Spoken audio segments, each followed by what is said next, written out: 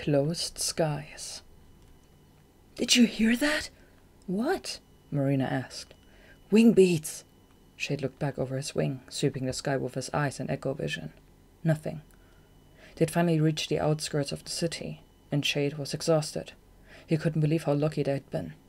Twice they'd seen a distant squad of pigeons patrolling rooftops, and once he'd spotted an owl sentry silhouetted against the rising moon. But they'd passed unnoticed. Still, he couldn't shake the feeling they were being followed. The moonlight made him nervous. It lit the silver in his fur, and Marina, at times, positively glowed. At least they were far away from the ocean now, and he could smell trees and fields up ahead, hear their familiar outlines. He knew what to stay away from here, where he could eat, where he could hide. "I still can't believe my father's alive," he said. "Where, though?" "He disappeared around Hibernacculum, right? That's where you start looking." "What if the owls have him?" Shade had heard terrible stories about owls using bats as slaves to build nests, hollow out trees, and then eating them. Marina shook her head. Shade knew even if they found him in time, it would be almost impossible to rescue him from an owl nest. "Maybe he's with the humans," Marina said hopefully. Shade smiled. It was a comforting thought. But why wouldn't his father have come to tell Ariel and the others? To tell him? He wouldn't just desert them all, keep the secrets to himself. The owl plunged from behind, silent wings spread, and it was only the pungent odor that made Shade whirl just in time. He cried out and flipped to the side, fast enough to escape the claws, but not the wings. The blow sent him spinning down to the trees, stunned.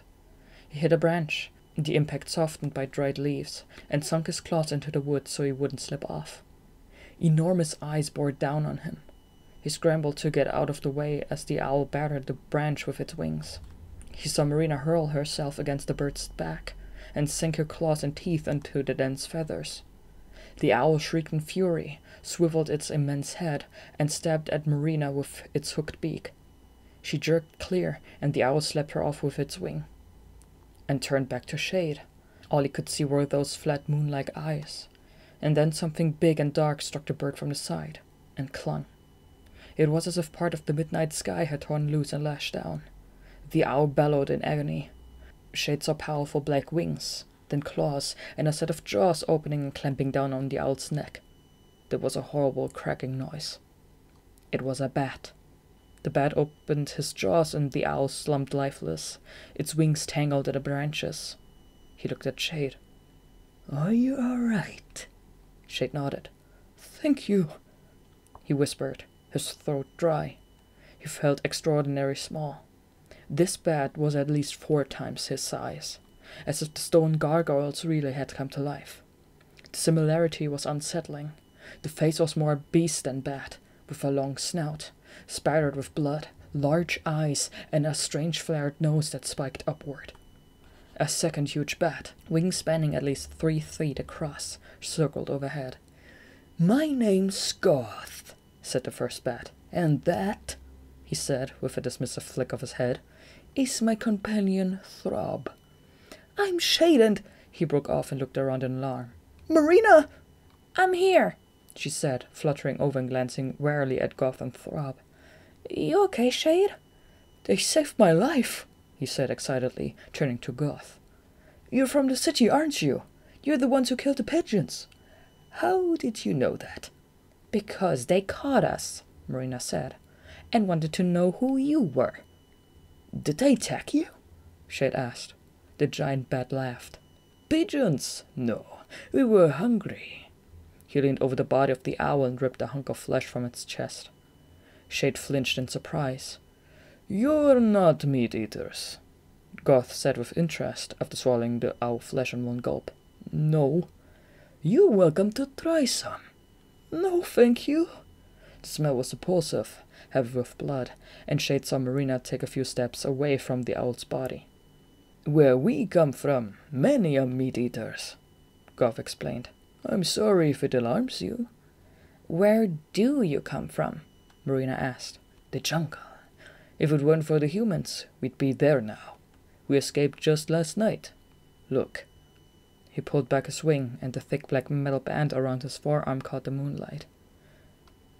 Shade sucked in his breath and glanced up at Thorpe, still flying above them. A band glinted darkly on his forearm too. "Escaped?" Marina asked, frowning. "I don't understand." "You've been their prisoner too, I see," Goff remarked, nodding at her band. "No, they didn't imprison me. They gave me the band and let me go, but—" "They didn't take you to the false jungle?" Shade looked at Marina, who shook her head, dumbfounded. As Goff ate, he told them about being captured by the humans and the month he spent in their jungle prison. Shade listened intently as the giant bat described how the humans had flashed lights in his face, stuck him with darts. "But why would the humans do that?" Marina asked. "I think they were studying us. They want our powers of flight and our night vision. They banned us to mark us as their prisoners." "No," Marina said, so softly Shade almost didn't hear. He didn't know what to think. Everything Goff said flew in the face of what he'd been told. That the band was a sign of the promise, a link between bats and humans, that humans would somehow help them. Could Frida and Zephyr, and his father, could they all be wrong? He felt sick. "They didn't take me prisoner," Marina said stubbornly. Goth shrugged. "They are not our friends, the humans, and they will be punished," he'd added darkly. 3 mournful hoots floated through the night air. "What was that?" asked Goth, his crest bristling. "More owls," Shay told him. "They're calling for their sentry. They come if they don't hear back from him. We should get moving. Which way are you going?" "We don't know. We want to go south to the jungle, but we are not familiar with these stars of yours." "You come from a place with different stars?" Shade asked. "That's right. Brighter and more numerous than these." Shade turned to Marina, incredulous. No one had ever told him about that jungle world, where the bats ate meat and the sky contained a different set of stars. Did Frida or Zephyr even know about such a place? "Is it always so cold here?" Thorpe asked with a shudder. "Just in winter." "Winter," said Thorpe, as if pronouncing a new word. Shade was surprised. Maybe where they came from they didn't have a winter. He began to feel useful. "We're migrating," he explained. "Every winter we go south to find a warmer place to hibernate." "Hibernate," said Goth. "A long sleep." "How long?" "Months." He was glad that someone shared his amazement at the idea of hibernation. "That's all we do. Sleep and sleep until it gets warmer." "Well, how unusual," said Goth with a laugh. "Bats that sleep for months on end. What strange customs you have in the north." He looked up at the sky. "But you can read these stars, can you?"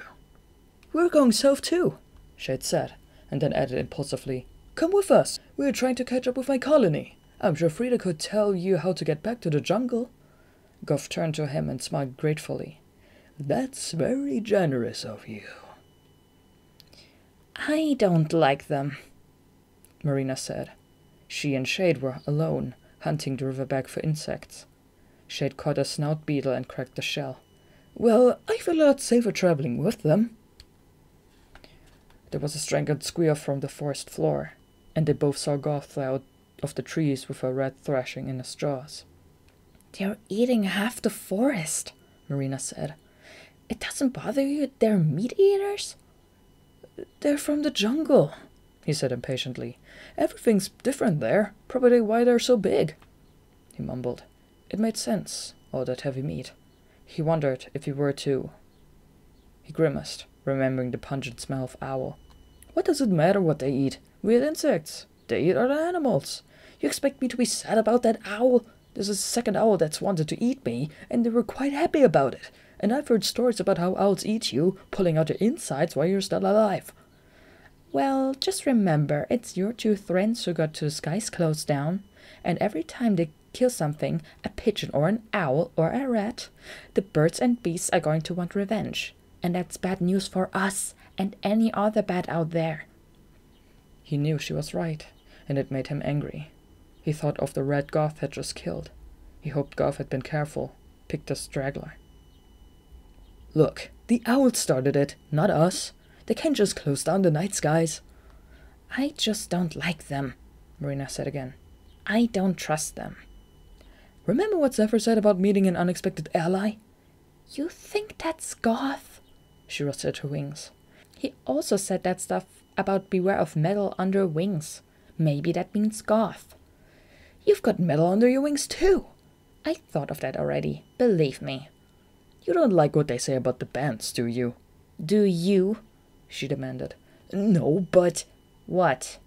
Doesn't mean it's not true. They didn't imprison me. They didn't put me in a room and jab me with darts and study me. I just can't believe humans are as bad as they say. Zephyr did say they wanted something from us. But also that there was something they wanted to give us, Marina insisted. I don't know. His head was beginning to ache. What about your elder, Frida? What about Zephyr? And your own father? You think they were all wrong? I just don't know. So you're saying my colony was right all along? Humans are our enemies. I didn't say that, Marina. And here I thought maybe the band meant something. She tapped it sharply against his head. But all it means is I'm a prisoner. That's it. No secret anymore. I guess I don't need to come any farther, do I? An awkward silence fell between them. I want to go back, she said quietly. What? I want to go back. To the island? To the city. I want to find this fake jungle. Are you crazy? What about the pigeons? The owls? It's not safe. And even if you did find a place, how do you know? He sighed. How do you know they won't hurt you? How do you know your father's not there? Shade felt his breath knocked out of him. He stared at Marina. It hadn't even occurred to him. But no. He shook his head in relief. Zephyr said he was far away, remember? Marina sighed. Let's leave Goth and Throb. We need them, he said bluntly. We weren't 2 hours out of the city when we got hit by that owl. You think we can make it on our own? Marina was silent. I want to know what it all means too. He ignored her doubtful snort. I really do. But let's just catch up with my colony, and then we can talk to Frida and the other bandit bats, and maybe we'll get more answers. You're pretty impressed by these two, aren't you? She'd caught her by surprise. Well... Big like you always wanted to be? There was a taunting hook to her voice. Maybe, he said, face burning. So what? I wish you hadn't asked him to join us. Listen, he said. We're safe with them. And what if there's a war? What if that's what Nocturna meant? And if my father said we had to wait for something before we'd be free, maybe this is it. What do you mean? Goth and Throb. There are others like them in the jungle, right? Maybe we can convince them to join us. Make a big army. His heart whirred furiously with excitement. You saw the way Goth killed the owl. It was easy for him. I mean, just look at them. They're natural warriors. If we had their help, we could fight them once and for all. All the pigeons and the owls and anyone else. Everyone who wanted to keep us banished. And I know we could beat them.